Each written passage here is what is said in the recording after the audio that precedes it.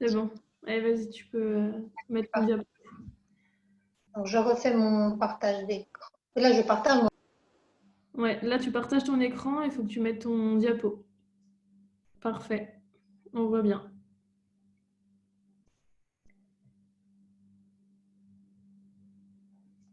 On t'a coupé ton micro, par contre.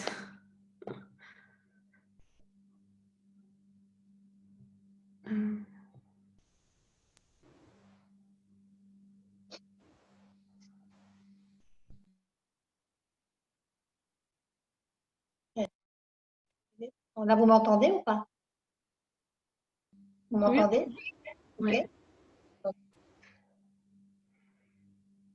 Donc, l'idée, ce n'était pas aujourd'hui de commencer à donner des chiffres ou de parler de statistiques et des choses comme ça. C'était vraiment d'avoir une approche différente de toute celle que vous avez pu peut-être avoir dans le passé.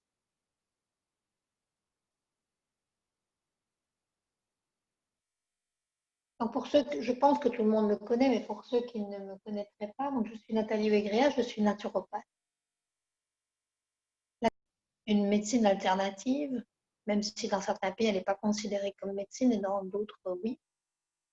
En tout cas, c'est une science qui est destinée à aider, à soigner de manière holistique, c'est-à-dire de manière globale et par les méthodes naturelles.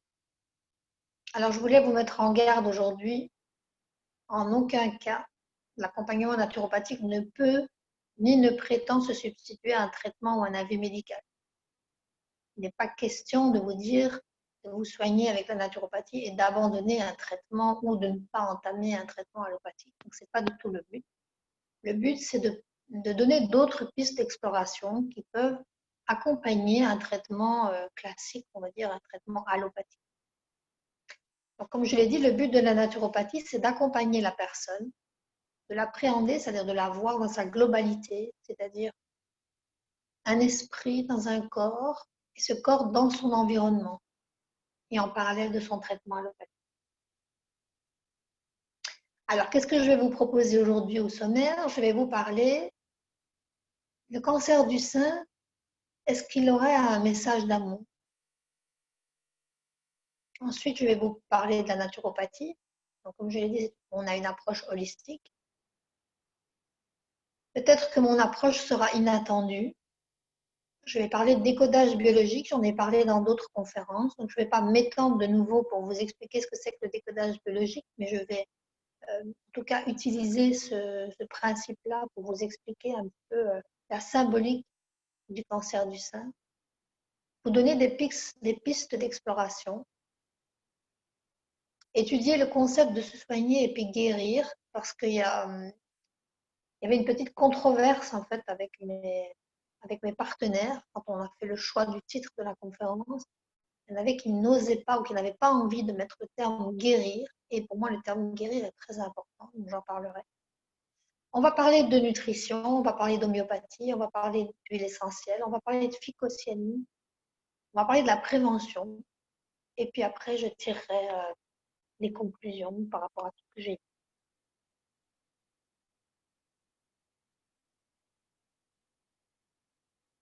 Alors pour commencer, il est important peut-être pour moi de partager deux histoires de femmes qui ont souffert du cancer du sein, que j'ai accompagnées. Et donc j'ai eu une expérience vraiment proche de l'accompagnement d'une femme avec un cancer du sein. J'en ai accompagné d'autres, j'en accompagne toujours aujourd'hui. Et pourquoi c'est important en fait pour moi de venir rapporter ces deux histoires? C'est parce que le cancer du sein, c'est quelque chose de vague et pour moi, j'avais envie d'en faire quelque chose de proche. Il y a quelques années, au début de ma pratique, j'ai été appelée au chevet d'une personne qui avait la sclérose en plaques, une dame naturellement, et qui en plus s'est vue déclarer un cancer du sein alors qu'elle était atteinte de sclérose en plaques depuis plusieurs années, qu'elle était alitée dans sa chambre depuis 10 ans. Donc elle ne sortait jamais de sa chambre depuis 10 ans. Et donc, on m'a demandé de venir l'accompagner. Alors, évidemment, c'est sûr qu'on a envie de sauver. Quand on est thérapeute, on va en parler tout à l'heure, le but, c'est sauver, en fait. C'est d'aider la personne à guérir. Et puis, à un moment donné, on se rend compte de ses limitations. Et c'est pour ça que je dis qu'en aucun cas, la naturopathie ne prétend guérir ou soigner le cancer. Mais en tout cas, je sais que grâce aux techniques naturopathiques, j'ai pu faire un accompagnement de qualité. J'ai pu l'accompagner jusqu'au bout, puisque malheureusement, elle est décédée. Et même si aujourd'hui, j'ai toujours cette tristesse, en fait, et j'ai toujours cette frustration de ne pas avoir pu sauver cette personne, j'en ai tiré un grand enseignement. Et aujourd'hui, si elle m'entend de là-haut, je la remercie en tout cas de m'avoir fait faire cette expérience. Parce qu'aujourd'hui, j'accompagne de mieux en mieux, en fait, les femmes dans ce cas-là. Donc, merci Françoise. La deuxième histoire que je voulais vous rapporter, donc j'ai réfléchi parce que j'en avais pas mal en fait à partager. C'est aussi encore une Françoise. Elle m'a aussi demandé de venir l'aider. Je l'avais déjà rencontrée un an auparavant quand son cancer du sein a été déclaré. C'est aussi une personne qui est décédée de son cancer, que je n'ai pas pu sauver. C'est important pour moi d'avoir choisi ces cas-là et pas les cas justement qui sont en rémission, qui sont considérés comme guéris. Justement pour vous montrer que même si on ne parvient pas toujours à guérir, en tout cas, il y a un accompagnement qu'on peut faire et qu'il est indispensable, en fait, que la mort fait partie aussi de la vie. Et donc, cette deuxième personne, en fait, aussi atteinte d'un cancer du sein, c'était une maman divorcée, une mère poule, et on va voir la symbolique du nid et de la mère poule aussi, qui avait très, très envie de gagner de l'argent, de pouvoir payer sa maison, de pouvoir payer des études à ses enfants, que ses enfants soient bien. Et qui, quand elle faisait ses chimiothérapies, faisait faire ses chimiothérapies à 6 ou 7 heures du matin pour pouvoir être au travail à 8 heures. Et quand je lui disais que c'était nécessaire de prendre soin d'elle, il ne m'écoutait pas.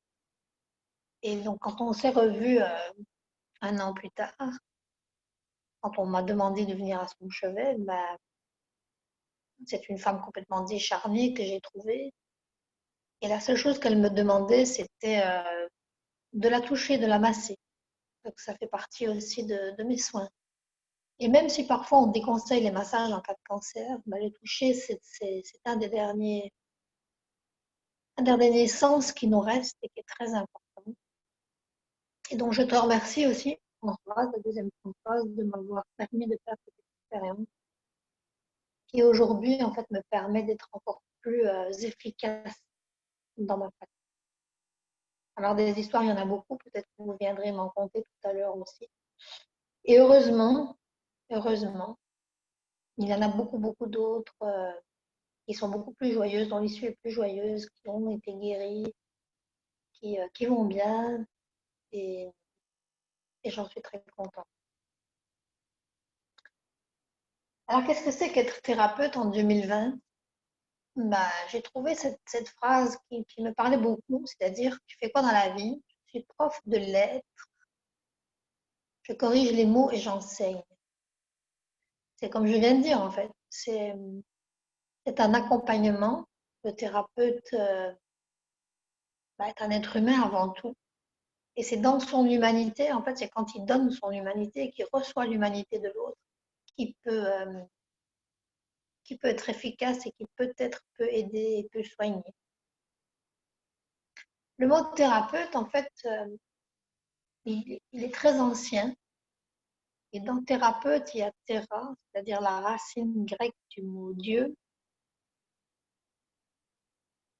Et il y a quelque chose dans la thérapie, dans l'aide à l'autre, qui est très proche de notre côté, de notre côté le plus intime de l'humain.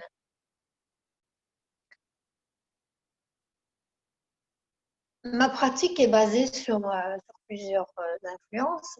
Et notamment, en fait, j'ai rencontré les enseignements de Jean-Yves Leloup. Alors, Jean-Yves Leloup, c'est un écrivain, un théologien, un prêtre aussi orthodoxe, un philosophe. Il a écrit de nombreux livres que j'ai lus, dont un qui s'appelle La sagesse qui guérit, et qui m'a ouvert l'esprit. Quand je parlais de thérapeutes, ben lui, il parle des thérapeutes d'Alexandrie, Alexandrie en Égypte, il parle de l'Égypte ancienne et des thérapeutes de l'Égypte ancienne, qui soignaient en fait d'une manière particulière, et dont le lieu de soins, on va dire, leur monastère, s'appelait l'observatoire. Et on le dit encore aujourd'hui, quand on rentre dans un hôpital, on dit « je rentre en observation ». C'est-à-dire que parfois, les médecins ou les infirmières ne font rien, entre guillemets, on ne fait qu'observer le patient. On fait beaucoup d'examens, on l'observe. Le fait d'observer en fait nos symptômes, nos pensées aussi, notre mode de réaction, ça nous permet parfois de nous détacher de quelque chose qui nous empêchait d'avancer. L'observation permet une certaine distanciation aussi. Ce n'est pas que de l'observation clinique, c'est aussi une espèce d'observation, donc on appelle ça l'anamnèse, c'est-à-dire l'étude de la personne, le plus profonde de la personne. Et Jean-Yves Leloup, naturellement, étant donné qu'il est prêtre orthodoxe, ben, il va faire un lien en fait sur le fait de guérir et de guérir l'âme avant de guérir le corps. Puisque d'après lui, d'après les thérapeutes de l'Égypte ancienne, la maladie est avant tout une maladie de l'âme. Une maladie est avant tout une gestion émotionnelle difficile d'un traumatisme. Ma phrase préférée, c'est la nature soigne, l'amour guérit. L'amour, ça a beaucoup de formes. Ça ne veut pas dire parce qu'on est aimé qu'on va être soigné. C'est d'abord, est-ce qu'on s'aime soi-même? Est-ce qu'on se porte suffisamment de soins pour guérir? Et donc, c'était important pour moi de faire la distinction entre se soigner, c'est-à-dire prendre soin de soi, ou soigner, prendre soin d'eux, apporter des soins, comme j'ai pu le faire, ou comme on peut le faire en soins palliatifs. Et puis guérir, c'est-à-dire retrouver l'état naturel de santé, l'équilibre. Parce que le corps, maintenant ceux qui me suivent chaque semaine ont l'habitude de me l'entendre dire, le corps tend tout le temps vers l'homéostasie, il tend vers l'équilibre. Il a tout un processus naturel de guérison, de retour à l'équilibre quand il est déséquilibré et de recherche d'équilibre. Et donc la naturopathie, ça va chercher à stimuler cet état naturel de santé, cet état naturel d'équilibre, d'homéostasie. Cette phrase de Platon qui dit « les maux du corps sont les maux de l'âme », ainsi ne doit-on pas chercher à guérir le corps sans chercher à guérir l'âme. Ça reflète un peu les travaux de Jean-Yves Leloup. Donc ceux qui sont intéressés, je les invite vivement. Il y a beaucoup de conférences sur YouTube notamment de Jean-Yves Leloup, où il explique en fait que pour guérir, ça passe par tout un processus en fait d'introspection de soi-même et une certaine paix avec son âme et avec soi-même. Donc la naturopathie, je l'ai dit tout à l'heure, a une approche holistique. Holistique, ça veut dire dans sa globalité. C'est-à-dire qu'on considère que l'homme est un microcosme dans un macrocosme. Donc, cosme, ça vient du mot cosmos, c'est-à-dire l'univers. Donc l'être humain est un petit univers dans un grand univers. Et donc l'homéostasie dont je parlais tout à l'heure, cet équilibre intérieur, c'est ce qu'on recherche en fait tout le temps, c'est ce que le corps recherche. Toujours le même taux de pH sanguin, toujours le même taux de pH urinaire, toujours les mêmes battements de cœur, plus ou moins. La fourchette est très, très petite en fait entre chaque être humain, mais aussi un équilibre avec l'extérieur. Et l'extérieur, ça peut être le monde dans lequel on vit, c'est-à-dire la ville, le village, la maison, si on vit à la campagne, si on vit dans la pollution par exemple, ça peut être aussi nos relations avec les autres, en famille, en couple, au travail. Et donc, cette relation à l'environnement est très importante, cette relation aux autres êtres humains, mais aussi la relation à soi et à sa véritable nature, c'est-à-dire qui suis-je vraiment? Et quand dans la phrase tout à l'heure où on parlait de je suis, j'enseigne j'enseigne les lettres, il y avait un jeu de mots avec lettres et lettres, c'est-à-dire qui est-on vraiment? Est-ce qu'on est est-ce qu'on est en phase avec qui on est vraiment? Est-ce qu'on est dans notre mission de vie? Est-ce qu'on accomplit vraiment la raison pour laquelle on est venu sur Terre?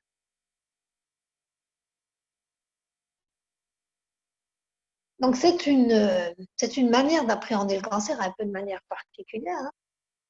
Peut-être que vous n'avez jamais pensé à ça avant. Peut-être que oui, peut-être que ça vous parle, que ça résonne en vous, ça fait résonner une corde particulière. Je vous ai dit que j'avais différentes influences dans ma pratique. Jean-Yves Leloup, c'est quelque chose d'assez récent. Ça fait déjà un moment en fait que j'ai découvert le décodage biologique et que j'ai découvert les travaux du docteur Van den Bogart, qui est un médecin belge qui est déconventionné, mais qui pratique dans son cabinet ici à Bruxelles et qui a une approche particulière et qui soigne beaucoup justement de personnes atteintes de cancer. Pas que le cancer, mais il en soigne beaucoup. Et je vous invite à regarder aussi cette petite conférence, qui est très intéressante aussi. Il fait un parallèle entre les mots, c'est-à-dire l'oreille kabbalistique, par exemple le mot tumeur. Qu'est-ce qu'on entend dans tumeur? On entend tumeur, c'est-à-dire tu es en train de mourir. Et donc quand on reçoit un diagnostic en disant vous avez une tumeur, notre cerveau qui ne comprend que les symboles et qui comprend les sons, il entend que tu es en train de mourir, tu meurs. Et souvent, le pronostic n'est pas bon. Souvent, on nous dit, vous avez 3 mois à vivre, 1 an, peut-être 3 ans, quelques semaines. Et en fait, le docteur Van den Bogart, son rôle, c'est un peu de provoquer son patient.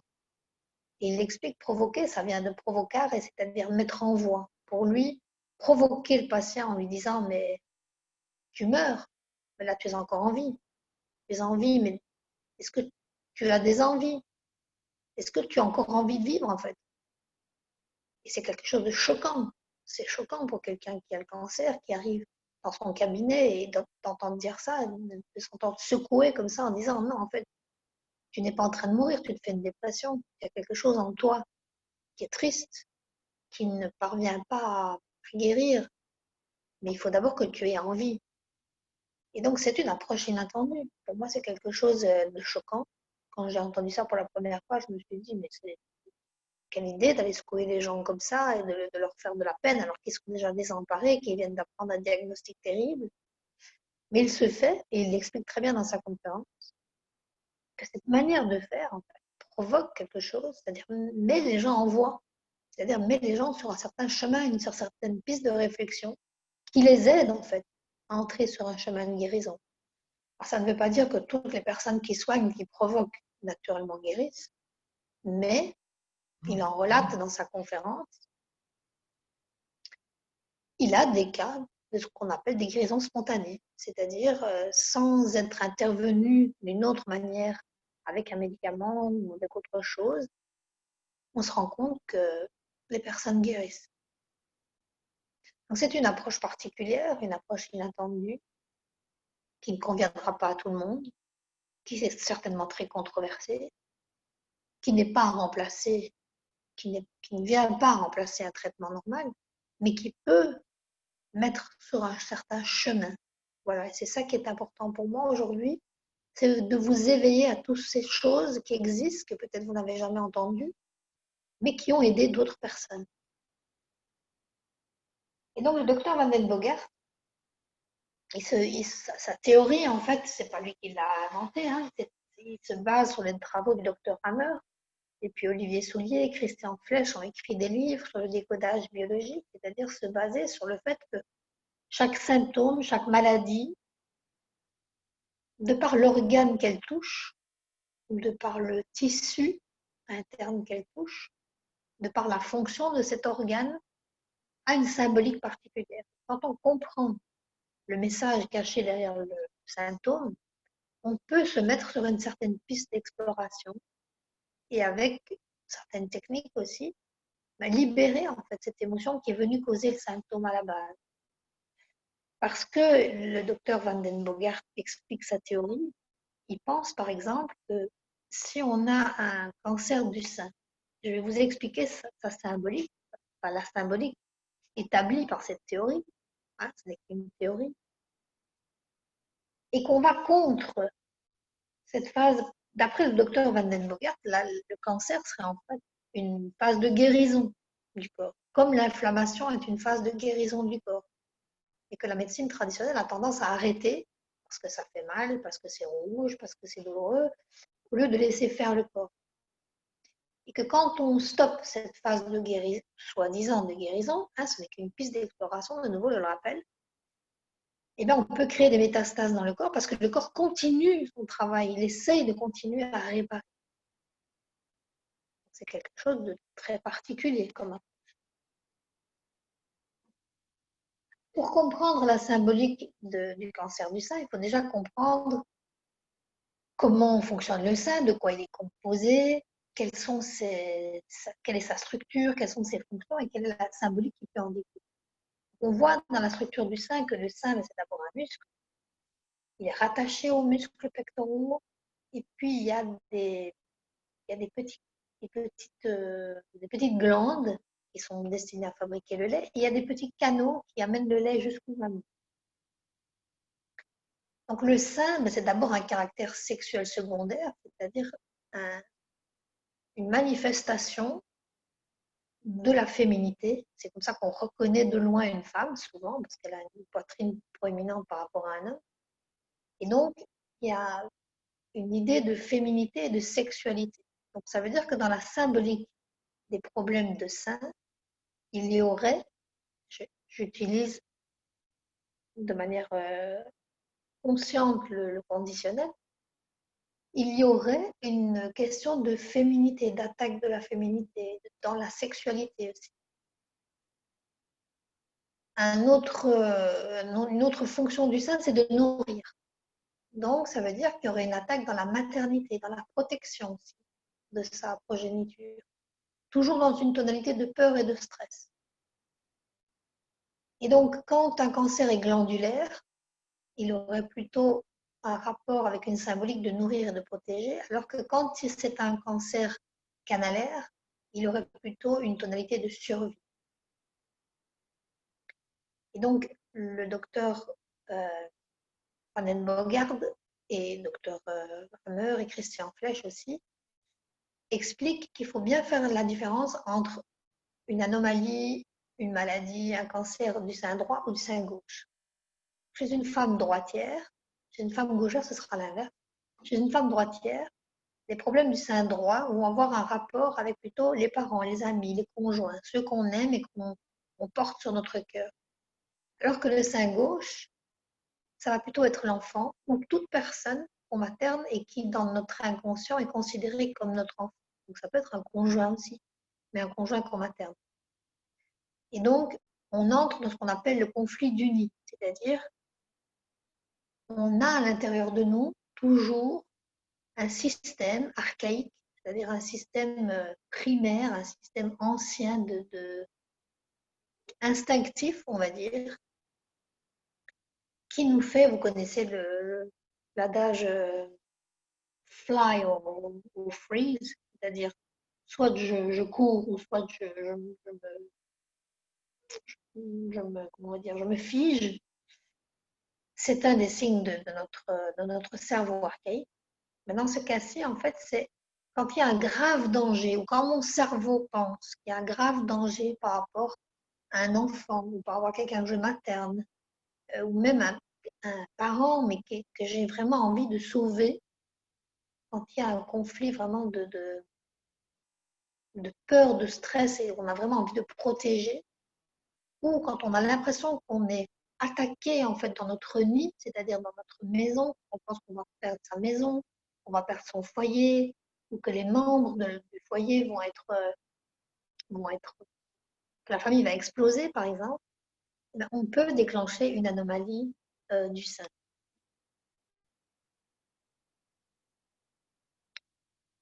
De là, on découle quelques pistes d'exploration. Alors, ce sont des pistes d'exploration à explorer prudemment. Il ne faut pas penser que nécessairement, parce qu'on a un cancer du sein, ça veut dire qu'on a perdu un enfant. Pas nécessairement. Mais ce sont des pistes, quand on les explore, quand on les voit comme des éventualités, mais qui peuvent aider la femme qui souffre d'un cancer du sein. Ça peut être, par exemple, la perte d'un enfant, une fausse couche, un décès. Ça peut être parce qu'on a divorcé et que le père a la garde de l'enfant. Ça peut être un enfant qui quitte le nid. Ça, j'ai parlé tout à l'heure de la patiente que j'avais accompagnée. Elle avait très peur, en fait, que ses enfants nous quittent le nid. Parce qu'elle était mère poule, elle est surprotégée. Elle avait peur, en fait, de ne plus être là pour les protéger. Une séparation avec garde alternée, ça peut être des graves problèmes financiers où on a l'impression qu'on va perdre sa maison. Une famille monoparentale où la mère est responsable de la survie de ses enfants. Ça peut être la perte d'un conjoint qu'on maternait aussi. Perte, c'est pas toujours un décès, ça peut être aussi parce qu'il s'en va à cause d'une infidélité, par exemple. Ça peut être une atteinte dans son rôle d'épouse aussi. C'est-à-dire, par exemple, une infidélité du conjoint avec la peur de perdre sa maison, par exemple.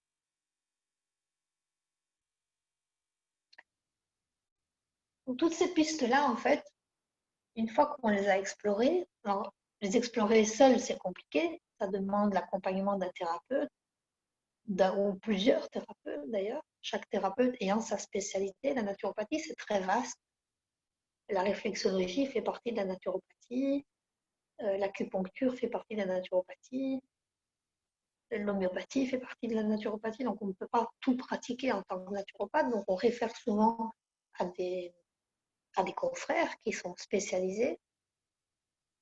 Et donc, une fois qu'on a exploré ces pistes et qu'on a décelé en fait une piste intéressante et que ça parle à la personne, souvent en fait, quand la piste parle à la personne va avoir un ressenti dans le corps. Elle va dire, ouh, ça me donne le frisson, ce que vous me dites.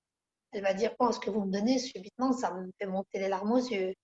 Ou la personne va réagir violemment. Elle va dire, non, mais ça, c'est n'importe quoi, ça ne me parle pas du tout. Elle va être complètement dans le rejet. Ça peut exister aussi.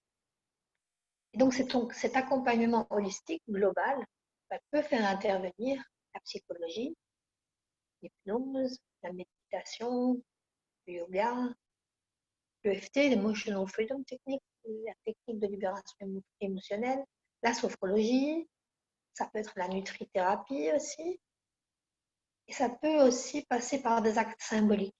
Comme j'ai dit tout à l'heure, le cerveau, en fait, est très réactif aux symboles.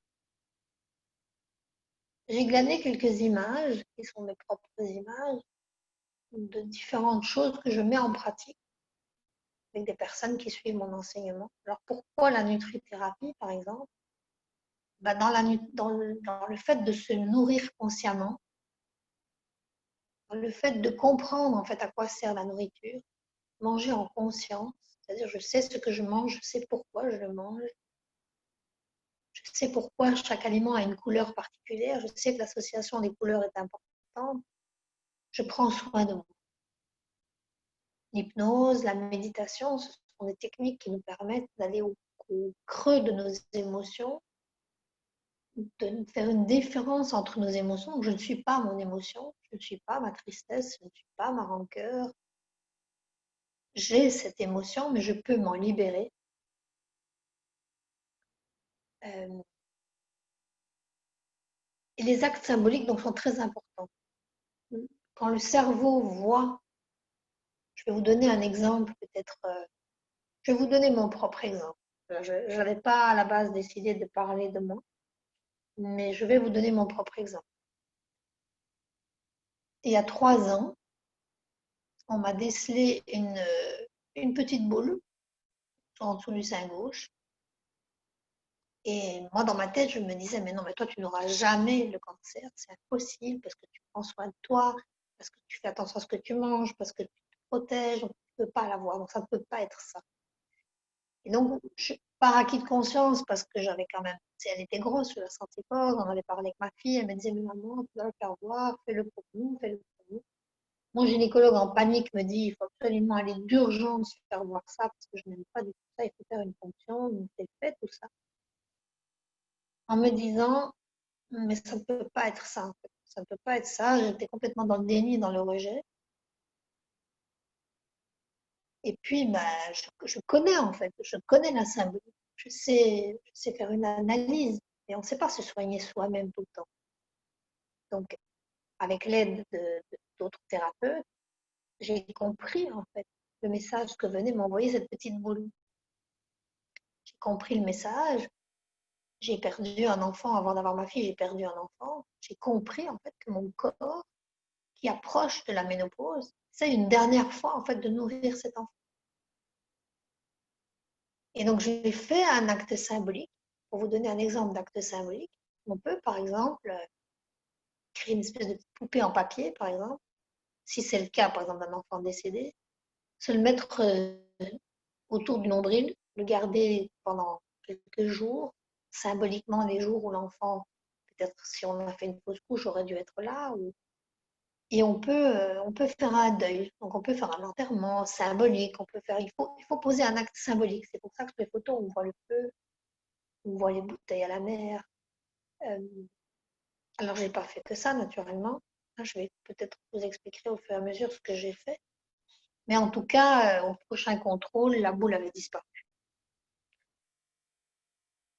Donc, il y a une manière de se soigner différente, en fait. Et c'est celle-là que je voulais vous relater aujourd'hui.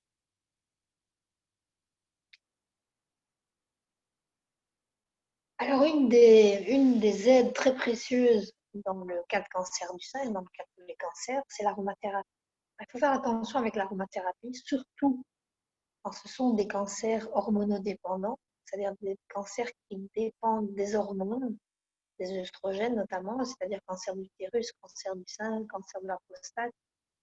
Il faut absolument éviter les huiles essentielles qui ont une action, on appelle ça œstrogène-like, c'est-à-dire qu'ils ont quand le corps les reçoit, ils pensent, ils agissent comme s'ils avaient reçu des œstrogènes. Et donc, comme les cancers hormonodépendants dépendent en fait de l'œstrogène, on va éviter ces huiles essentielles. Les huiles essentielles, c'est quelque chose qu'il faut bien connaître. C'est quelque chose qui est très puissant, qui fonctionne très bien. Il ne faut pas diaboliser, mais pour lesquelles il faut avoir un conseil de professionnel. Donc ici, j'en ai mis quelques-unes. La sauge clarée, c'est une qu'on connaît le mieux, en fait, et je veux dire qu'on connaît le mieux. On sait généralement qu'il ne faut pas l'utiliser en cas de cancer du sein. Mais il y en a d'autres qui sont peut-être moins connues. Donc, j'en ai fait une petite liste ici.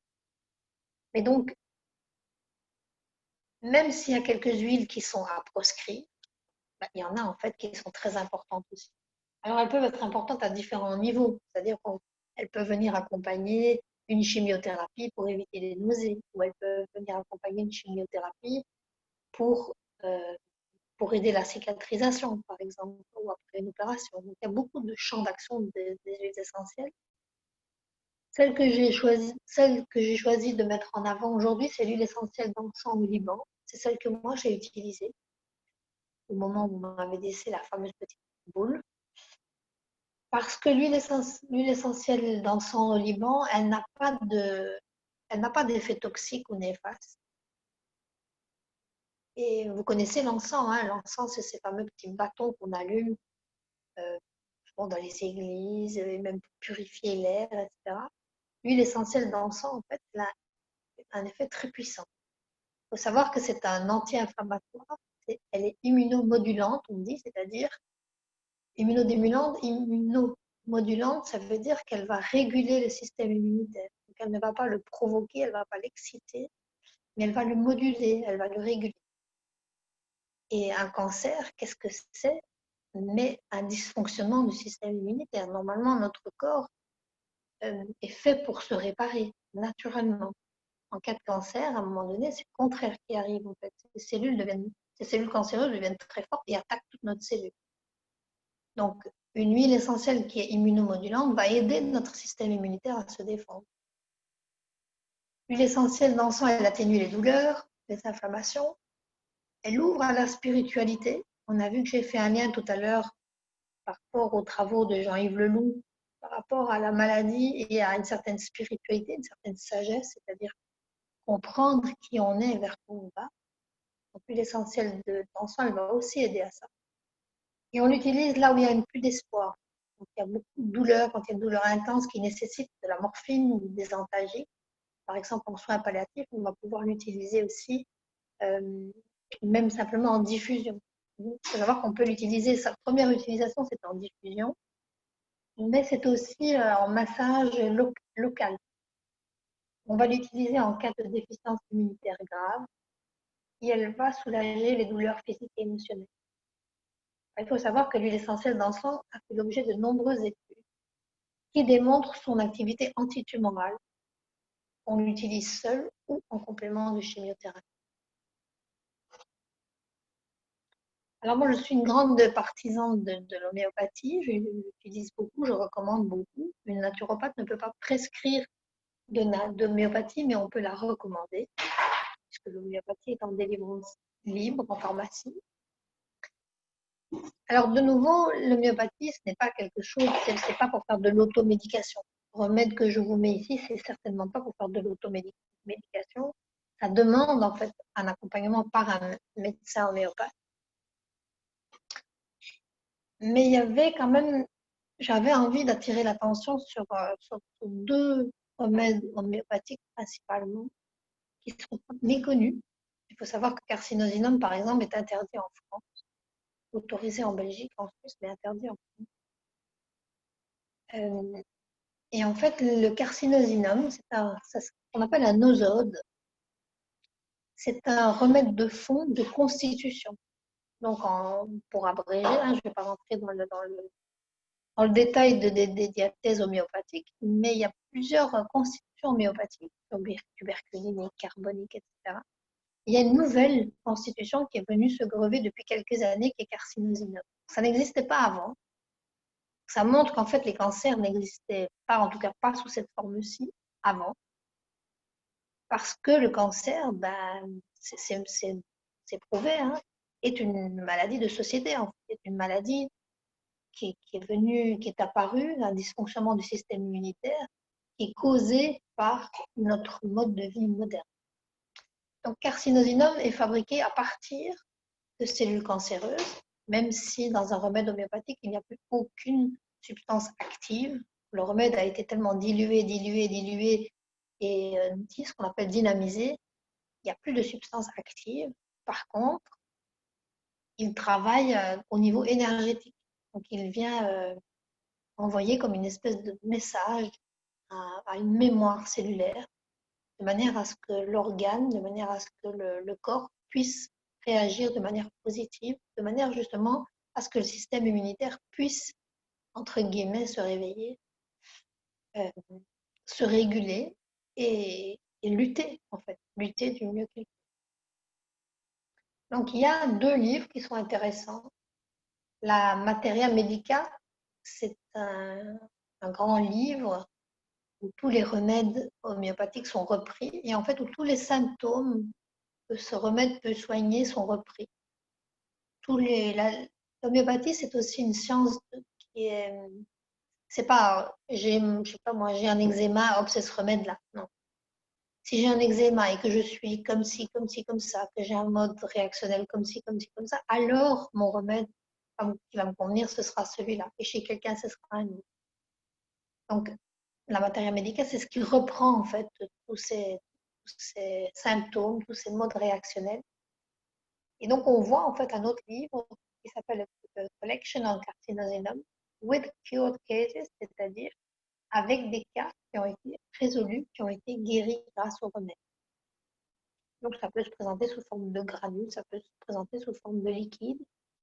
C'était important pour moi de le mentionner parce que certains médecins ne connaissent pas, peut-être même certains médecins homéopathes qui pratiquent l'homéopathie uniciste. Je pense qu'il y a un remède en fait qui vient guérir tous les maux chez la personne. Parfois ne conseille pas carcinosinum, mais pourtant, c'est un remède qui est extrêmement important. Toujours en homéopathie. Donc toujours, c'est-à-dire homéopathie, qui dit homéopathie dit aucun effet secondaire, aucune interaction avec un autre médicament, euh, pas de substance active. Ça veut dire que c'est assez facile à recommander aux personnes. On ne fait pas d'automédication. Hein. De nouveau, ici, c'est vraiment à titre indicatif que je donne le remède. Il y a un laboratoire qui s'appelle LaboLive qui fait de la micro-immunothérapie. Et donc, la micro-immunothérapie est basée sur le fait que 90% des maladies sont liées à des altérations immunitaires, comme je l'ai dit tout à l'heure, et que la micro-immunothérapie, en fait, est utilisée dans les pathologies où le système immunitaire est impliqué. Donc, par son action immunomodulante, je l'ai expliqué tout à l'heure que c'était, on utilise les mêmes messagers que le système immunitaire, c'est-à-dire les cytokines, les hormones, les facteurs de croissance, pour transmettre une information à l'organisme, même si ces cytokines, si ces hormones, ces facteurs de croissance ne sont plus sous forme active, mais ne sont plus sous forme de mémoire, en fait. Donc l'objectif, c'est de rétablir une bonne communication entre les cellules du système immunitaire pour les aider à retrouver leur capacité de défense face aux agresseurs ou limiter leurs réactions. Donc ce remède-ci, comme on le voit, j'ai juste fait une capture d'écran en fait, de leur site internet, agit comme soutien immunitaire dans les néoplasies de tumeurs solides et dans les thérapies oncologiques conventionnelles. C'est-à-dire bien aider en fait le corps à utiliser la chimiothérapie, la radiothérapie avec la micro-immunothérapie. Il ne s'agit pas de remplacer un par l'autre, mais de venir complémenter. Et donc, comme il est mis, la micro-immunothérapie est naturellement compatible avec tous les autres traitements. Alors, la nutrithérapie, c'est un des piliers de la naturopathie, c'est un des piliers de ma pratique.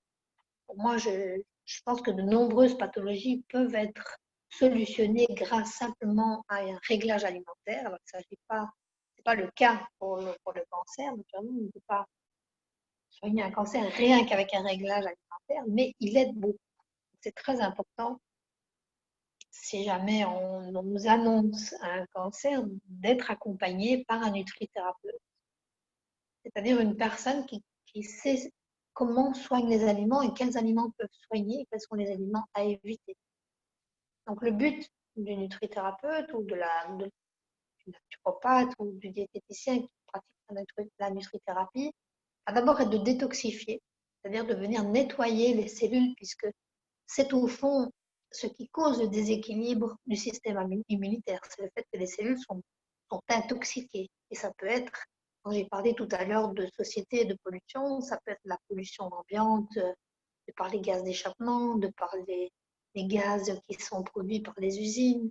Ça peut être les produits de nettoyage, ça peut être les cosmétiques, ça peut être les pesticides dans la nourriture, ça peut être les antibiotiques, les médicaments, tous les résidus chimiques.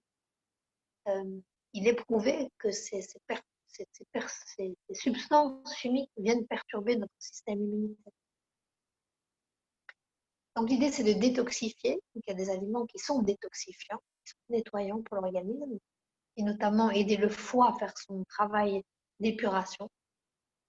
On va rétablir l'équilibre acido-basique, puisqu'on sait qu'il y a une phrase qui dit que les maladies ne se développent pas en milieu basique, mais en milieu acide. Donc, on va essayer de rétablir cet équilibre. On va aider le corps, parce que le corps, normalement, naturellement, il rétablit cet équilibre acido-basique tout le temps.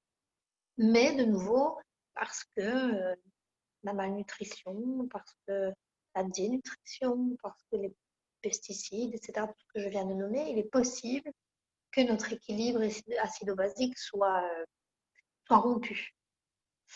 On va rétablir une bonne flore intestinale, puisque c'est au niveau des intestins que les nutriments, les vitamines, les minéraux vont pouvoir être absorbés. Et le corps, pour bien fonctionner, il a besoin de tous ces nutriments. Mais même si on les consomme, si l'intestin ne peut pas les absorber, ben, l'organisme ne va pas pouvoir les utiliser. On va bannir le sucre blanc et ses dérivés. Alors là, certaines personnes me contredisent et contredisent certaines études en disant que le sucre, ce n'est pas ce qui nourrit les tumeurs. Et pourtant, pour qu'une cellule cancéreuse se développe, il lui faut beaucoup d'énergie. L'énergie, c'est dans le glucose qu'on le trouve. Dans les sucres, dans le fructose. Donc, ce n'est pas aider son corps, en tout cas, que de consommer du sucre, même si c'est du sucre de fruits. On va quand même aussi limiter les fruits, même si pour manger, on va les limiter. Mais en tout cas, le sucre blanc, lui, est un poison pour le corps. Il est complètement vide. Le sucre à la base, comme je le dis chaque fois, n'est pas blanc. Soit c'est du sucre de canne et il va être noir comme de la mélasse, soit il va venir de la betterave. Il n'est pas blanc à la base. Il est blanc parce qu'il a été nettoyé avec des solvants. Donc, il est complètement vide de minéraux, vide de vitamines. Donc, il n'a aucun aspect nutritionnel. Il n'a rien à faire dans l'alimentation. Donc, on va complètement le bannir. Ça ne veut pas dire qu'on ne peut plus consommer de sucre du tout. Mais quand on consomme du sucre, on va plutôt aller chercher dans les fruits, dans les féculents. On va aller le chercher dans le sucre de canne, pourquoi pas dans le miel. Alors, par rapport à la nutrithérapie, il faut savoir que le régime cétogène, donc le régime cétogène qui enlève aussi tous les sucres et tous les glucides, et le jeûne, c'est-à-dire une manière de limiter son apport en aliments, soit en pratiquant le jeûne intermittent, c'est-à-dire en ne mangeant pas à partir de, par exemple, 17 heures jusqu'au lendemain midi, par exemple, soit un jeûne hebdomadaire, une journée par semaine, on ne mange pas du tout, soit en pratiquant le monojeûne, on ne consomme qu'un aliment, par exemple des pommes cuites une journée, on va permettre au corps de mettre son système digestif au repos, qui consomme aussi beaucoup d'énergie. On va permettre au corps d'aller se mobiliser, d'aller mobiliser toutes ses forces. Et Dieu sait si parfois on en a bien besoin pour lutter contre la maladie. On va l'aider en fait à mobiliser ses forces pour, au profit du système immunitaire. Donc, il y a beaucoup d'études aussi, vous irez peut-être pour m'enseigner sur le jeûne et sur les régimes cétogènes, qui montrent que ce sont des techniques qui aident le corps à se rétablir. Après, comme je l'ai dit tout à l'heure, on va essayer de pratiquer une alimentation saine, vivante et consciente. On va essayer de manger des aliments qui sont à peine cueillis, et donc pas des fruits qui ont passé 2 semaines sur un camion, sur un bateau. On va essayer de manger local. On va essayer de réduire en fait la chaîne de production. On va essayer d'aller directement chez le producteur, par exemple. On va manger en conscience. Je sais ce que je mange, je sais pourquoi je le mange, je sais quand je le mange. Je sais que quand j'associe 2 aliments différents, ben, ça risque de fermenter dans mon intestin, donc ça risque de détruire ma flore intestinale ou la fragiliser. Et on va éviter les aliments œstrogènes-like, puisque dans l'alimentation, il y en a aussi, par exemple, le soja.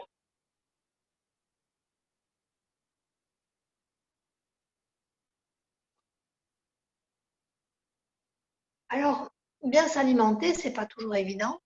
Comme je l'ai dit tout à l'heure, on essaie d'avoir un circuit court, on essaie de manger de manière locale, on va essayer de privilégier les aliments bio, mais même quand on a envie de faire ça, c'est toujours pas évident.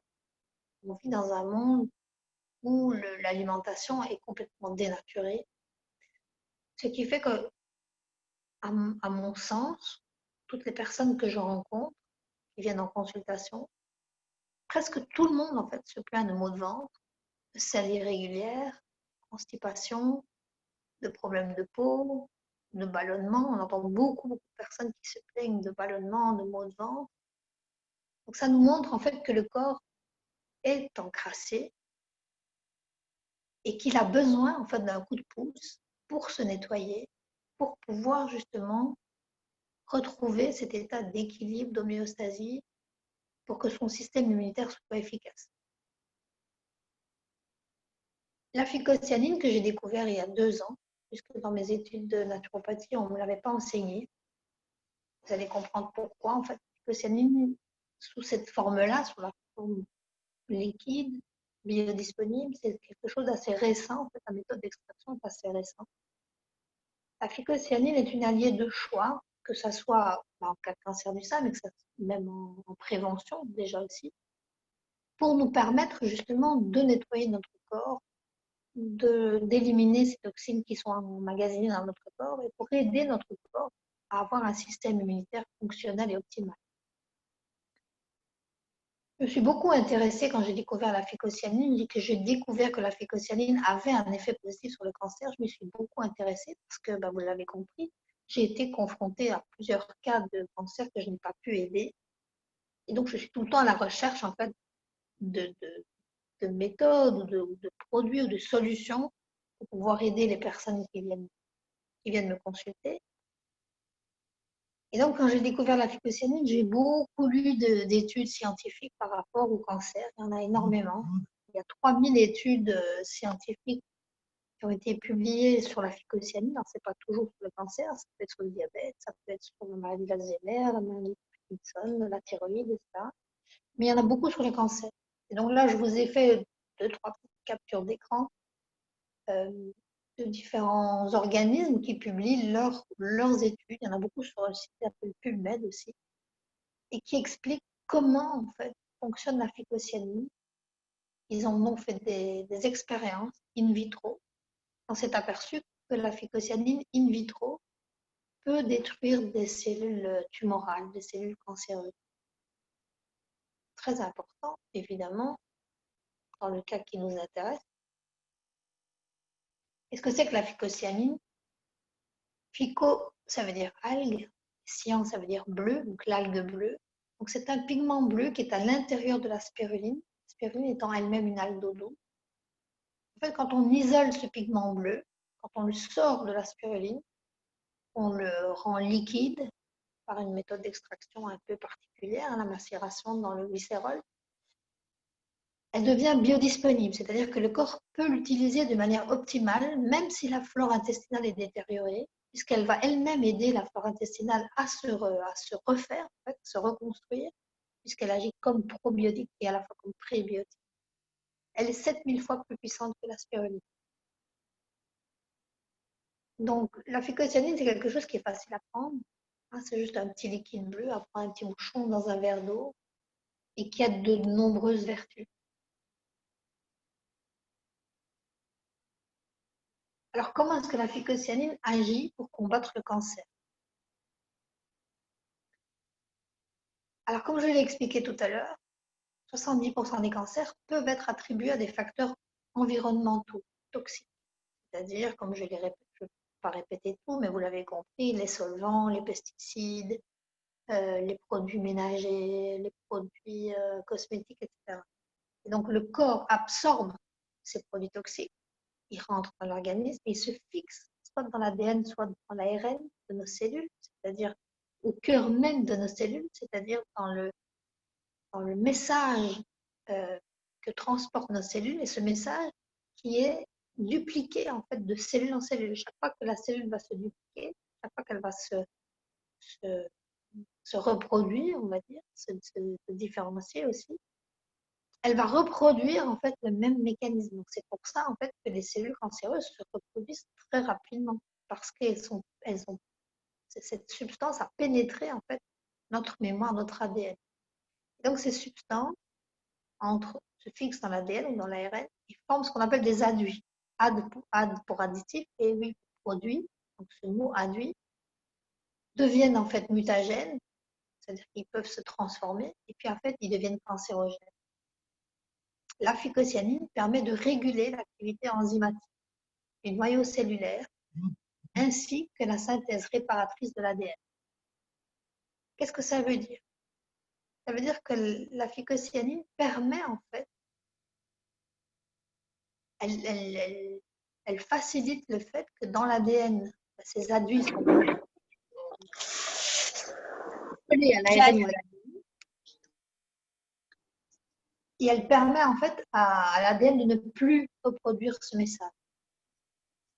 Et également, elle va aider en fait à l'ADN à se réparer. Donc, non seulement le message ne va plus être reproduit, mais il va être capable de se réparer. Il faut savoir que la phycocyanine agit au niveau de la moelle épinière pour produire les cellules souches, c'est-à-dire les toutes premières cellules qui vont être ensuite transformées en cellules de peau, en cellules de foie, en cellules nerveuses, en hormones, en globules blancs, globules rouges, etc.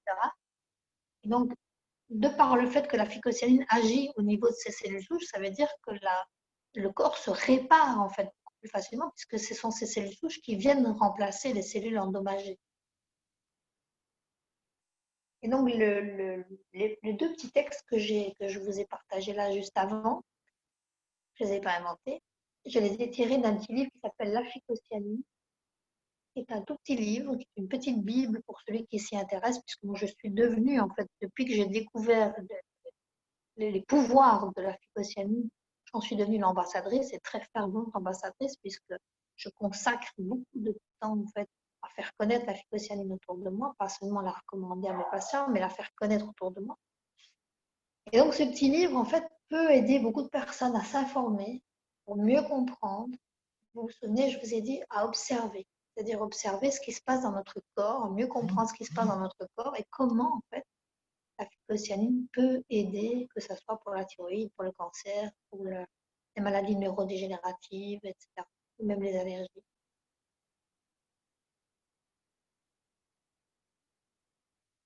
Donc, la phycocyanine, ce qui m'intéresse principalement en tant que naturopathe, c'est son côté prévention, puisque la naturopathie, elle va chercher avant tout à prévenir la maladie. Donc, on va essayer de garder la personne dans son état de santé naturel, en prenant en considération son environnement, qui peut être pollué, qui peut être stressant, et en lui apportant des solutions pour que son organisme, que son système immunitaire soit optimal et puisse tout le temps se défendre contre les maladies. Donc, une personne qui consulte régulièrement un naturopathe, par exemple, en cas de Covid, par exemple, pour l'instant, on peut être en contact avec la maladie. Si on est en contact, déjà, on peut l'éviter parce que notre système immunitaire ne permet pas qu'on franchisse ces barrières. Et si malgré tout, on l'attrape quand même, notre système immunitaire va être plus efficace pour lutter. Donc, la maladie va être moins envahissante et va être plus facilement éradiquée. Donc, la phycocyanine, d'abord en prévention et puis naturellement en curatif aussi. Qu'elle a une action immunomodulante, comme je l'expliquais par rapport à l'huile essentielle d'encens, par exemple, ou comme à la microimmunothérapie. Immunomodulante qui veut dire régule les dysfonctionnements du système immunitaire. Donc, toutes nos maladies, le cancer en fait partie, est un dysfonctionnement de notre système immunitaire. De par le fait qu'elle a une action de régulation du fonctionnement du système immunitaire, elle va avoir un effet sur les allergies. Et les allergies sont aussi un dysfonctionnement du système immunitaire qui s'emballe. Elle a un effet détoxifiant, donc elle est capable, la phycocyanine, d'aller chercher au creux de la cellule les toxines, les pesticides, les métaux lourds et de les faire sortir, de les évacuer hors du corps, ce qu'on appelle la détoxification. Elle a un pouvoir antiviral, anti-inflammatoire et antibactérien. Donc, en cas de cancer, par exemple, on ne va pas l'utiliser que dans le but, dans l'espoir qu'elle va venir détruire les cellules tumorales, mais parce que peut-être qu'on a eu une opération et qu'on veut éviter justement, on veut lutter contre l'inflammation causée par la cicatrice, par exemple, ou on va éviter que la cicatrice ne s'infecte. Et si elle s'infectait, on va aider le corps à lutter de manière plus efficace. La phycocyanine a un effet modulant sur les neurotransmetteurs. Les neurotransmetteurs, ce sont des substances qui sont produites naturellement par notre corps, mais parfois aussi, il y a un dérèglement. On en produit moins ou trop. Et donc, ça a un effet sur notre sommeil, sur notre humeur, sur notre morale, sur notre concentration aussi. Et dans le cas de cancer du sein, c'est très important d'avoir un bon sommeil, de garder le moral et d'avoir une humeur la plus joyeuse possible parce que avoir le moral, c'est une grande partie aussi ça aide beaucoup notre système immunitaire, en tout cas, à se mobiliser et à ne pas consommer d'énergie, à essayer de lutter contre une dépression, par exemple. La phycocyanine a un effet aussi drainant et protecteur du système hépatorénal, donc le foie, les reins, le cœur aussi. Le foie et les reins étant deux organes, donc trois organes plutôt, très importants dans le nettoyage du corps, et donc qui sont très importants aussi en cas de cancer. Et donc, elle va avoir une action à la fois préventive et réparatrice. Donc, pour moi, la phycocyanine, c'est un geste simple, efficace pour toute la famille. On peut en donner aux enfants, on peut en donner aux personnes âgées, on peut en donner aux femmes, aux hommes, aux femmes enceintes, aux femmes allaitantes, aux animaux même, parce qu'il n'y a pas que les êtres humains qui ont un cancer ou des maladies. Important de bien s'accompagner avec une eau pure, de bonne qualité, parce que notre corps est composé à 70% d'eau, et donc lutter contre son cancer, c'est aussi prendre soin de soi en buvant une eau de qualité. Donc en conclusion, j'ai envie de dire, déjà mieux vaut prévenir que guérir, parce qu'on parle beaucoup de solutions contre le cancer une fois que le cancer est installé. Je pense que la première cure contre le cancer, c'est la prévention. On va essayer de se protéger un maximum en fait, des pollutions ambiantes, des ondes magnétiques. Euh, on va essayer de manger le plus sainement possible. Comme je dis tout à l'heure, on va essayer d'éviter de prendre des médicaments quand on peut ne pas en prendre. On va essayer de ne pas avoir recours systématiquement à un médicament.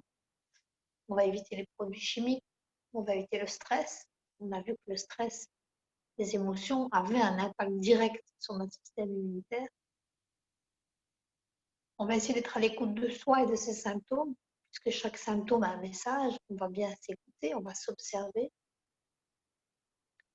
On va essayer de donner du sens à notre vie et à notre maladie, si c'est le cas.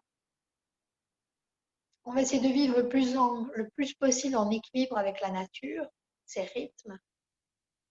Donc, ne pas dormir la nuit ou dormir de manière erratique, ben, ça ne suit pas le rythme. On est parlé la semaine dernière sur la conférence sur le sommeil. La nuit, il se passe des choses. La nuit, le corps produit certaines substances, certaines hormones qui sont nécessaires à l'équilibre nerveux, au bon fonctionnement du système immunitaire. Et le rythme, c'est les saisons aussi. C'est les règles pour les femmes. On va prendre soin de soi et de ses émotions et on va essayer de comprendre son histoire. Parce que ça peut être toute une histoire familiale aussi. Souvent, le cancer du sein est une historique familiale. Il y a souvent une génétique, on va dire. Il y a souvent d'autres femmes dans notre famille qui ont eu un cancer du sein quand on est atteint d'un cancer du sein. Et enfin, pour reprendre une phrase de celle qui était devenue mon amie, Françoise, quand je lui avais dit tout au début, la première fois qu'on s'était vu et qu'on ne se connaissait pas encore, j'avais dit, mais comment je pourrais vous aider à guérir en fait. Et elle m'avait dit, si vous parvenez à me donner l'envie d'avoir envie. Et c'est une phrase qui est restée entre nous et on rigolait toujours. Et quand on se voyait, je me disais, mais alors maintenant, est-ce que tu as envie d'avoir envie? Elle me disait parfois oui, parfois non. Et avoir envie d'être en vie aussi, très important. Et je sais que ça peut choquer parce qu'on se dit, mais j'ai un cancer, mais bien sûr que j'ai envie de vivre. Oui, c'est vrai que consciemment, on a envie de vivre, mais il y a quelque chose à l'intérieur de nous, à un moment donné, qui peut-être, ce n'est qu'une hypothèse, peut-être à un moment donné, a voulu lâcher parce que c'était trop lourd, parce que c'était trop difficile, ou parce qu'on voulait tout donner pour nous et on a voulu tout donner.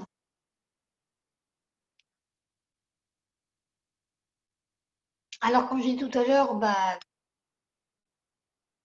on ne gagne pas à chaque fois. Hein. C'est pour ça que c'était important pour moi de vous donner des exemples quand ça ne fonctionne pas. On ne gagne pas à chaque fois, mais par contre, dans certains cas, ça fonctionne. Et merci, elle va se reconnaître quand elle va voir, je ne sais pas si elle est là ce soir, je pense qu'elle va se reconnaître quand elle va voir les messages. Bah, c'est sûr que quand on reçoit des messages comme ça c'est pour ça qu'on continue son combat en fait.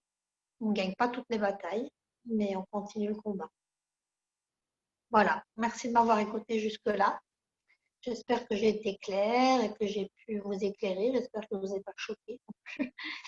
Et, et voilà, je suis ouverte à vos questions. Je suis là pour ça. N'hésitez pas. Je vais revenir à vous, sur la caméra. Arrêtez de partager quand chérie.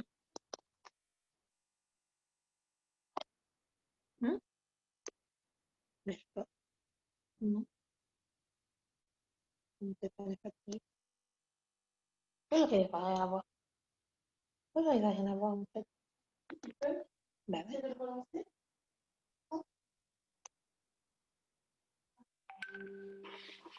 T'arrives pas à mettre ta caméra? Non, j'arrivais pas. Mon écran était noir. Voilà. Parfait. Voilà. C'est revenu. Mais alors, y a-t-il des questions?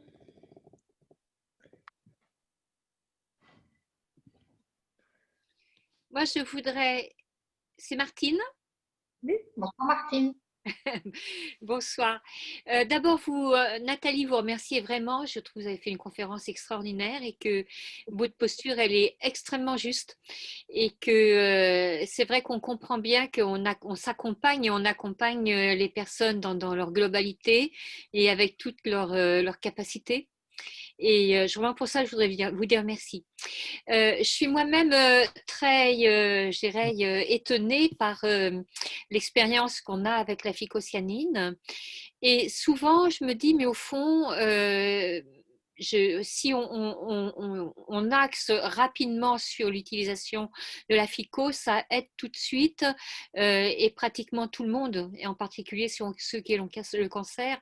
Est-ce qu'il y a éventuellement des contre-indications ou est-ce qu'il y a des priorités à donner pour les personnes qui ont le cancer du sein en particulier? Mhm. Alors, à ma connaissance, il n'y a aucune contre-indication et c'est tout indiqué de commencer même si on commence dès qu'on l'apprend, c'est très bien parce que ça va aider à différents niveaux.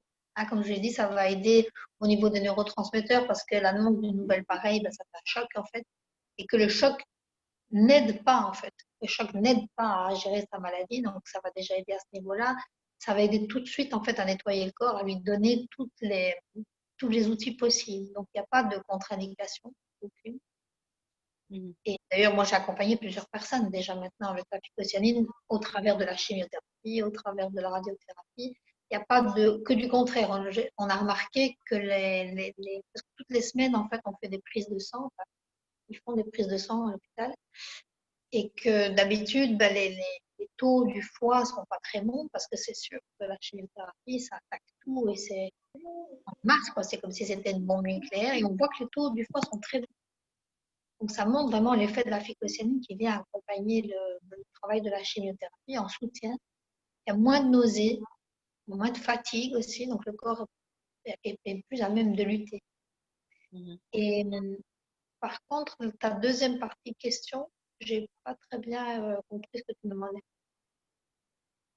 Oui, parce que moi je me dis la FICO, elle est tellement importante et spectaculaire dans son action que est-ce que c'est aussi important d'utiliser un petit peu la naturopathie au niveau de la naturopathie, juste les huiles essentielles et tout ça en plus, ou est-ce que on peut se suffire avec ça? Avec la phycocyanine, bah, je suis pour la technique holistique, c'est-à-dire de prendre vraiment, on va cerner le problème, on va le prendre par tous les aspects possibles. Donc, les deux, trois conseils que j'ai pu donner aujourd'hui, qui sont vraiment les plus importants, ils doivent être pris en considération. Moi, je pourrais pas dire on va faire que la phycocyanine, parce que j'ai envie de me donner toutes les chances, en fait.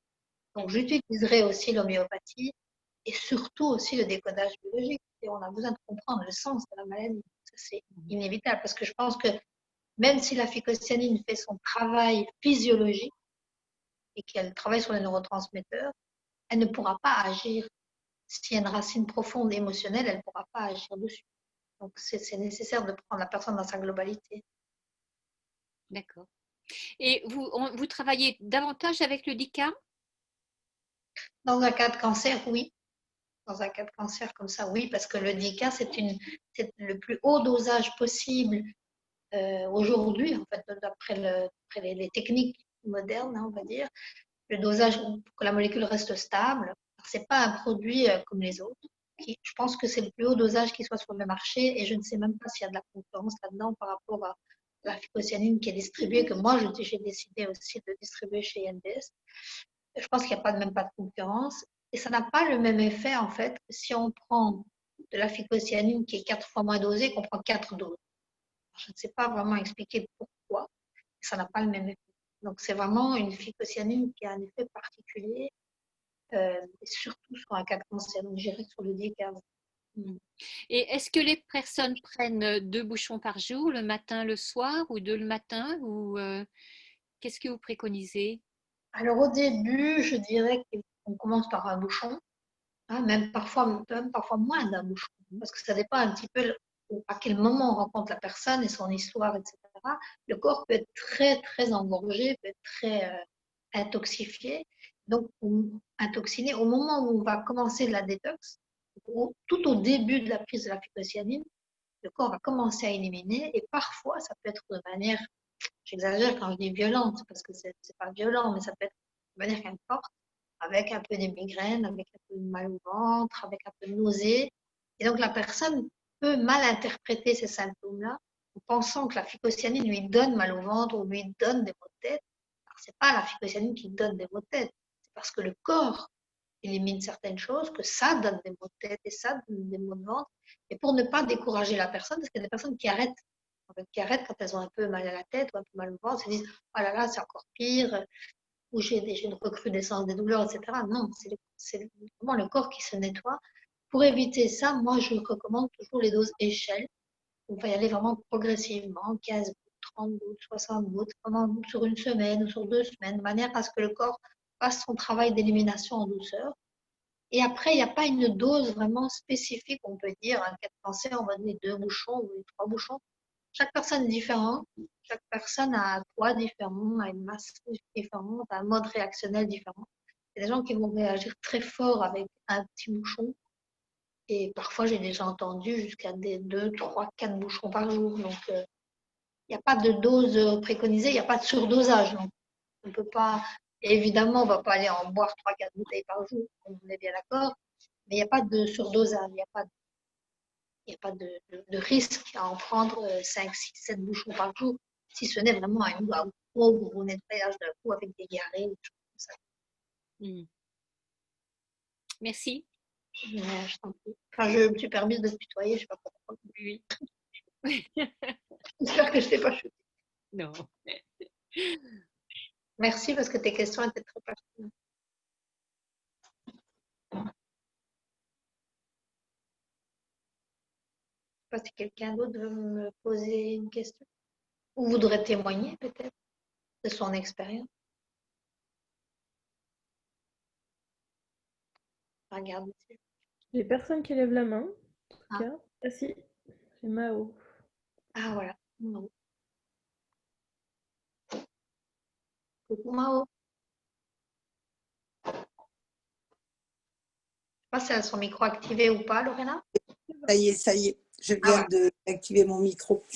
Là, j'ai un témoignage que m'a envoyé une amie qui prend du DICA. Donc, je vais vous lire ce qu'elle m'a envoyé parce qu'elle n'a pas pu participer à la visioconférence ce soir.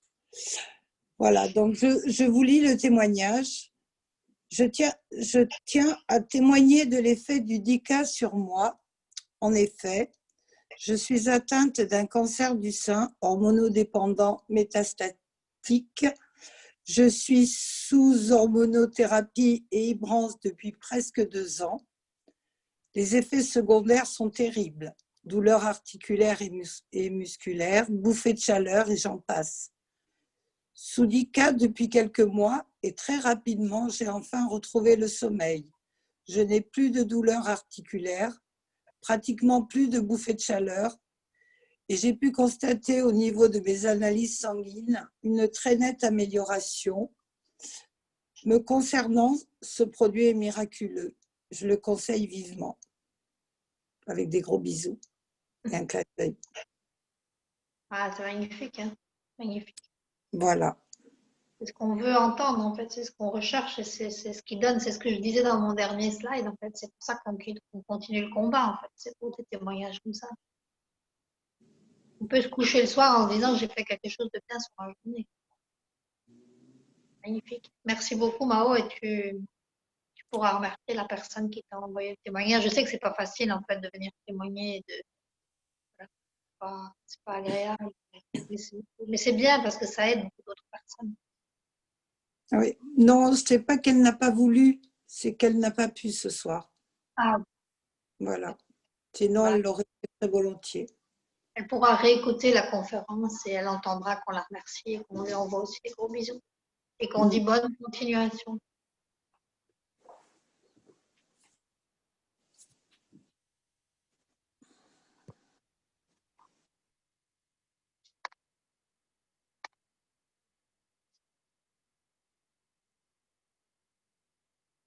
Alors, j'ai personne d'autre.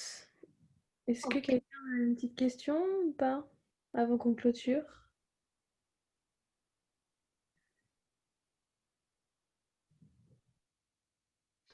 Ah, Marie-Christine. Alors, Audio. c'est bon. Est-ce que vous m'entendez là? Ça va? Oui, oui, bonsoir Marie-Christine. Moi, je n'ai pas de cancer du sein. J'ai une maladie auto-immune rare, la maladie de Wegener, qui touche mes vaisseaux sanguins. Donc, c'est pour ça que je suis ravie d'avoir découvert la phycocyanine depuis le mois de janvier. Et donc, je prends ça très régulièrement. Et la question que j'avais, c'était est-ce que c'est bien que je continue à la prendre, je me disais, à vie, puisque cette maladie, elle est toujours, elle est endormie pour l'instant, là, c'est bien, j'ai pu arrêter tous mes traitements allopathiques et donc je n'ai que ça, que la phycocyanine en ce moment. Et donc je me dis que ça me fait un petit peu peur, entre guillemets, de penser que je pourrais arrêter ou est-ce que c'est bien qu'il faut que je fasse des pauses de temps en temps puis reprendre ou continuer régulièrement à faire ça. Je suis désolée, c'est pas le cancer du sein, mais c'est Non, une pas maladie. de souci, pas de souci. Je peux répondre à toutes les questions, c'est pas de souci. Mais en tant que naturopathe, moi, je conseille toujours une fenêtre thérapeutique, c'est-à-dire Oui, 3 semaines de prise, 1 semaine d'arrêt, que ce soit la phycocyanine, que ce soit n'importe quoi. d'accord. Donc, pour ne pas que le corps s'habitue à une substance, pour qu'on puisse toujours l'utiliser de manière optimale aussi, on conseille des fenêtres thérapeutiques. Alors, dans la pratique, moi, ça fait 2 ans que je connais la phycocyanine, je suis en très bonne santé. Aujourd'hui, je suis en très bonne santé. Je la consomme en continu, donc je n'arrête pas. Donc, faites ce que je dis, mais ne faites pas ce que je fais. Ouais. Je dis tout le temps parce que ma philosophie naturopathique, c'est d'être en accord avec la nature, c'est de manger le plus sain possible, de vivre de manière le plus sainement possible, sans aucun médicament, sans aucun complément alimentaire. Mais je me rends à l'évidence que mon mode de vie n'est pas si sain que ça, en fait. Et que je suis soumise tout le temps à des pollutions, que je le veuille ou non, que je fais attention. Mais à un moment donné, on vit dans un monde qui est dénaturé, en fait. Et Oui, donc, c'est je ça. me dis, si j'arrivais dans un monde, si je parvenais à vivre dans un environnement qui est 100% sain, et je me sentais bien, j'arrêterais. Mm. Mais j'ai 52 ans, j'approche de la ménopause, je n'ai pas envie d'avoir des bouffées de chaleur, des choses comme ça, donc je le prends aussi pour ça, parce que ça a un effet anti-vieillissement aussi, ça a un effet régulateur pour les hormones. Donc, elle a tellement, en fait, de choses qu'elle régule. Il n'y a pas de cas connus, les gens, c'est pas qu'on tombe accro, je veux dire, il y a jamais de dépendance, en fait, au produit, pas de dépendance physique. Alors après, c'est vrai qu'on se sent tellement bien qu'on n'a pas envie d'arrêter, mais on peut s'arrêter si on veut. Je veux dire, moi, quand je suis arrivée sur Tenerife, je suis arrivée, j'avais pas de produits liquides, donc j'en avais pas pendant un mois. Je me portais aussi bien, mais j'avais envie de recommencer. Mm. Donc, j'ai envie de dire, tu peux faire des pauses, et c'est même conseillé une fois de temps en temps. Par exemple, l'été, quand il fait beau, quand tu sais que tu vas aller à la mer, que tu vas être sereine, pas stressée, etc. Oui, alors l'arrêter un peu, comme ça, à la rentrée, hop, le corps le reprend et il peut, un peu comme quand on change de shampoing et que subitement son ancien shampoing, on dit c'était merveilleux, quoi. Mais Oui, c'est mais ça. il y a pas d'obligation de l'arrêter, il n'y a pas d'obligation de la poursuivre non plus. Mm. C'est vraiment, il faut vraiment apprendre à s'écouter, à écouter son instinct. C'est Et ça. quand, de manière instinctive, subitement, j'ai envie de manger des carottes, eh ben, je vais manger des carottes. Je vais me dire, je laisse faire mon corps, en fait. Et quand mon corps m'appelle vers la phycocyanine et que même parfois, en fin d'après-midi, je me dis, je vais reprendre un bouchon.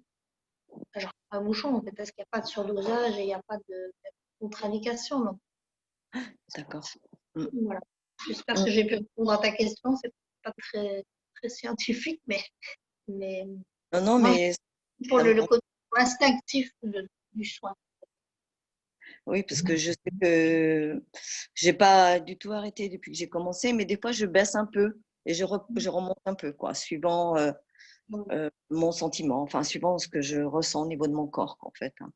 Bah, Donc, quand je sais. prends du Rinlo, assez régulièrement, je prends un bouchon tous les matins et je me disais, est-ce que ça, je peux pas de temps en temps l'arrêter? C'est pour me donner de l'énergie, vu que ma maladie m'a quand même bien abîmée, quoi, puisque j'ai eu un corset aussi pendant 6 mois. Donc, voilà, j'ai besoin de retrouver de la force vitale et c'est vrai que ça m'aide bien de prendre tous ces produits. En même temps, j'ai quand même une démarche aussi philosophique de bien-être, d'écouter mon corps, de faire attention à ce que je mange. J'ai suivi le régime du docteur Signalé au début de la connaissance de ma maladie pour enlever tout ce qui n'allait pas au niveau alimentaire. Donc, et La après, région c'est très important. voilà, oui. Mais c'est important. Et la phycocyanine aussi, le fait de prendre la phycocyanine le matin aussi, ça nous fait prendre conscience en fait, qu'on prend soin de soi, déjà. C'est ça. Et ça peut amorcer en fait beaucoup de chamboulements en fait dans notre vie. Ah, carrément. Après, l'urine blue, c'est pas mon produit de prédilection, hein, pas à cause de la phycocyanine, parce que ça, je suis sûre à 100% de la phycocyanine. C'est plutôt du côté taurine, caféine. Où là, moi, je ne consommerai pas au quotidien 365 jours par an. De manière ponctuelle, oui, quand on a vraiment un peu de fatigue, on a une grosse journée, on a une grosse semaine, on est particulièrement stressé, fatigué, on a mal dormi, je sais pas. Oui, c'est Mais ça. pas que la phycocyanine, le Lyca, oui. Voilà. De toute façon, le Dica, je le prends tout le temps régulièrement. Et le Rainbow, bon, je prends une petite quantité le matin. Et puis là, j'étais en train de me dire peut-être que je pourrais de temps en temps ne pas en prendre. Ou le prendre que quand j'ai des choses précises à faire, ou ça me demande de me booster, ou que j'ai besoin d'énergie pour assumer tout ça, toute une journée, donc un peu plus difficile. Je suis d'accord avec ça. D'accord. Merci beaucoup. En tout cas, super. Merci. Je suis ravie d'écouter tous vos enseignements, toute votre connaissance qu'on partage et on découvre toujours plein de choses. Merci beaucoup. Avec plaisir. Merci d'être là. Merci.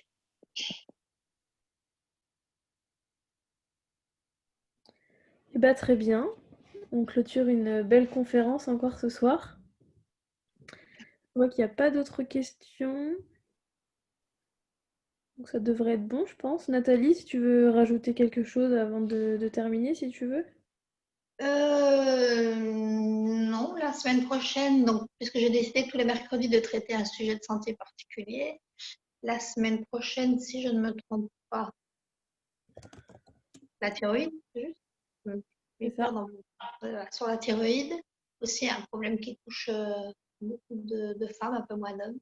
Et d'ailleurs, aujourd'hui, je n'ai pas parlé en fait de l'homme. Il faut savoir que l'homme peut avoir un cancer du sein aussi. Et dans la symbolique, ça peut être la même symbolique que la femme, en fait. Le conflit du nid, un homme qui est très papa-poule, en fait. C'est extrêmement rare, mais ça existe. Et il faut savoir aussi, parce que j'avais une personne qui m'avait dit, mais chez l'enfant, alors, comment ça se fait que dans de très rares cas aussi, il peut y avoir des petites filles, 8 ans, 10 ans, qui font un cancer du sein. Mais ça peut être la même symbolique, en fait. Ça peut être la perte d'un petit frère, d'une petite sœur, et ça peut être aussi transgénérationnel. Et ça, c'est vraiment quelque chose où il faut vraiment avoir l'esprit ouvert aussi pour comprendre, parce que le côté génétique, on le comprend, donc c'est transmis dans nos gènes. Le côté transgénérationnel, c'est-à-dire des émotions en fait qui se transmettent de génération en génération, des traumatismes, c'est encore un aspect particulier, mais ça existe. Il faut savoir que ça existe aussi. Et que tous les conseils que j'ai donnés aujourd'hui s'adressent aussi bien aux messieurs qu'aux dames, aux enfants, même qu'aux animaux. Tous les conseils que j'ai donnés aujourd'hui sont valables pour tout le monde. À part ça, je ne peux que vous recommander de prendre bien soin de vous parce qu'on n'a qu'un corps. Et si on n'avait qu'une voiture pour toute sa vie, je sais si on la bichonnerait. Donc bichonnez-vous, prenez soin de vous, prenez soin de vos proches. Et si vous avez envie de diffuser cette conférence autour de vous, j'espère qu'elle pourra qu'elle pourra aider de nombreuses personnes. Et je suis à votre disposition aussi si vous avez des questions après. Faites-les remonter à la personne qui vous a invité aujourd'hui. Si vous avez envie d'avoir plus de renseignements ou plus de conseils sur la phycocyanine aussi, puisque je suis devenue experte en la phycocyanine, pas qu'en homéopathie ou en aromathérapie, ben, n'hésitez pas. Voilà. C'est avec plaisir que je vous retrouve tous les mercredis et je vous dis à mercredi prochain. Bonne fin de soirée. Merci beaucoup. Bonne soirée. Soirée. Merci, Nathalie. Merci. Super Plaisir. conférence. Merci. Merci. Merci, ouais, À la super. prochaine.